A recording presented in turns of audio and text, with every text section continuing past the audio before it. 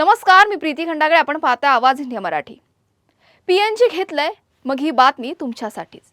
PNG आणि LPG ग्राहकांसाठी केंद्र सरकारचा मोठा निर्णय. आता घरात पाईपलाईन नॅचरल गॅस म्हणजेच पीएनजी कनेक्शन घेतलं तरी तुमचं एलपीजी कनेक्शन कायमचं बंद होणार नाही.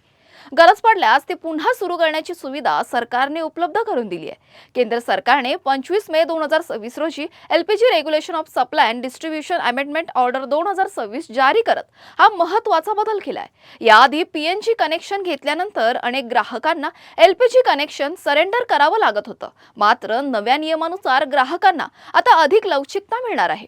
सरकारच्या नव्या आदेशानुसार ग्राहकांना एलपीजी कनेक्शन बंद करण्याचा पर्याय असेल, पण भविष्यात दुसऱ्या शहरात किंवा पीएनजी सुविधा नसलेल्या भागात स्थलांतर झाल्यास तेच एलपीजी कनेक्शन पुन्हा सुरू करता येणार आहे.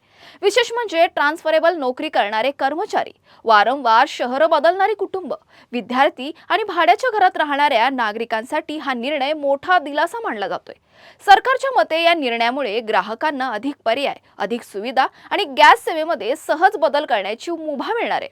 पीएनजी आणि एलपीजी या दोन्ही सुविधांमधील संक्रमण आता अधिक सोपं होणार आहे. या नव्या नियमाबद्दल तुमचं मत काय आहे हे कमेंटमध्ये नक्की सांगा. तुर्तास वेळ झाली येथेच थांबण्याची. अशाच महत्त्वाच्या बातम्या बघण्यासाठी पाहत राहा आवाज इंडिया मराठी, शोध सत्याचा.